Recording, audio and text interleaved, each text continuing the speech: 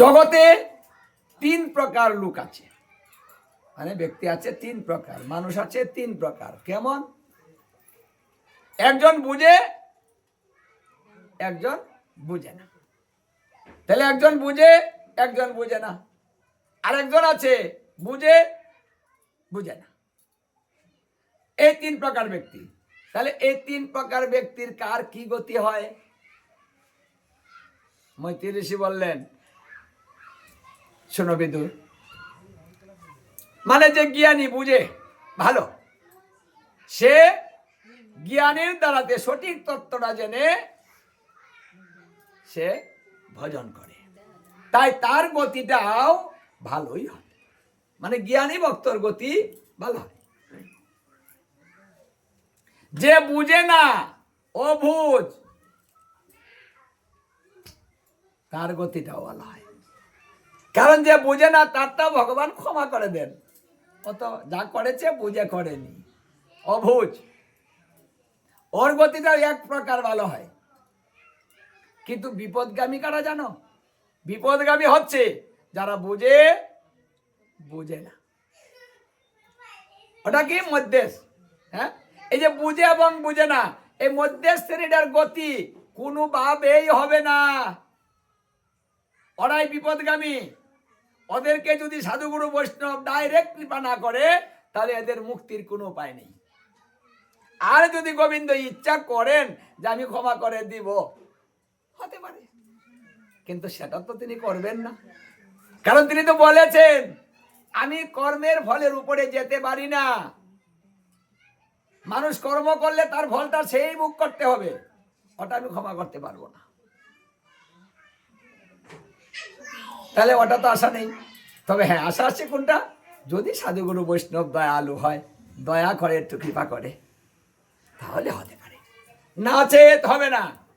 তাহলে যে শ্রেণীটার গতি হবে না, আমাদের এই সমাজে কিন্তু ওই শ্রেণীটাই বেশি। বুঝে না এমন লোক কম, ভালো বুঝে এটাও তো কম, তাই না? কিন্তু বুঝে বুঝে না ওটা সবাই, মোটামুটি সবাই। কেন? একজন কিছু জ্ঞান নেই, কিচ্ছু বুঝে না, তার লগে আপনি চাপা করে দেখেন তো, পারবেন চাপা করে? একজন ভালো বিদগ্ধ পণ্ডিত এনে যে বুঝে না, অজ্ঞান মহামূর্খ, ওর সঙ্গে লাগিয়ে দেন তো দেখি, দেখেন তো কে ভাগে। কথাটা বোঝা গেল? একজন জ্ঞানী, একজন মূর্খ, লাগিয়ে দিবেন, জ্ঞানী কিন্তু পরাজিত হয়ে যাবে। ওই ওর সঙ্গে কথা বলে পারবে না, এমন কথাই বলবে, উপায় নেই। দুর্যোধনের 100 ভাই, ও গুরুদেব, এটি একবারে হয়েছে না একটা হয়েছে? কোনখানে উনি? হ্যাঁ, মানে এমন ভাবে বুঝাবে, উল্টা পাল্টা বলবে, আপনি প্রশ্ন বাস করতে পারবেন না, উত্তর দিতে পারবেন না, শেষে পরাজিত হবেন। কারণ সে বলবে আমি শাস্ত্র মানি না, আমার কথাটা আপনি বলে যান, যুক্তি দিয়ে বোঝান। হ্যাঁ, যুক্তিবাদী হবে। এই জন্য অজ্ঞানী কখনো অজ্ঞানের সাথে পেরে উঠতে পারে না। এই জন্য মহাপ্রভু, কেউ যদি বলেছে যে আপনি আমার সঙ্গে শাস্ত্র কথা বলুন তো, মহাপ্রভু বলতেন, মহাপ্রভু বলতেন না, আমি আপনার সঙ্গে পারবো না, আপনি বড়, আপনি অনেক জ্ঞানী, আপনি ভালো বুঝেন, আমি এত বুঝি না। মহাপ্রভু নিজে ছোট হয়ে যেতেন আর তাকে বড় বানিয়ে দিতেন, আর তার জন্য ওই ভক্ত আরো বড় হয়ে যেত। নিমার মতো পণ্ডিত আমার কাছে পরাজিত হয়েছে, সে আমার সঙ্গে পারে নাই, উত্তর দিতে পারে নাই, আমি হলাম সেই পণ্ডিত। আমাকে দেখে সবাই ভয় করে। কারণ মহাপ্রভু জানেন, কেউ যদি বড় হতে চায়, অহংকারটা বেড়ে যায়, তাহলে তার পতনটাও তাড়াতাড়ি হয়ে যায়। কারণ সমস্ত কিছুর মূলেই হচ্ছে অহংকার। সমাজ ধ্বংস, পরিবার ধ্বংস এবং নিজে ধ্বংস অহংকার থেকেই হবে। কেউ টিকতে পারেনি, তাই আমাদের এখানেও যেটা নিয়ে কেউ টিকতে পারবে না সেটাই বেশি। সাধুগুরু বৈষ্ণবকে দেখেন, সেখানেও একটা অহংকার, তারা বৈষ্ণব প্রসাদ বলি, হ্যাঁ, তারা এই সেই বলে একটা অহংকার করবে। হ্যাঁ, আবার যা টাকা আছে ও একটা অহংকার করবে আলাদা, আমার টাকা আছে, ওর কি আছে, অহংকার।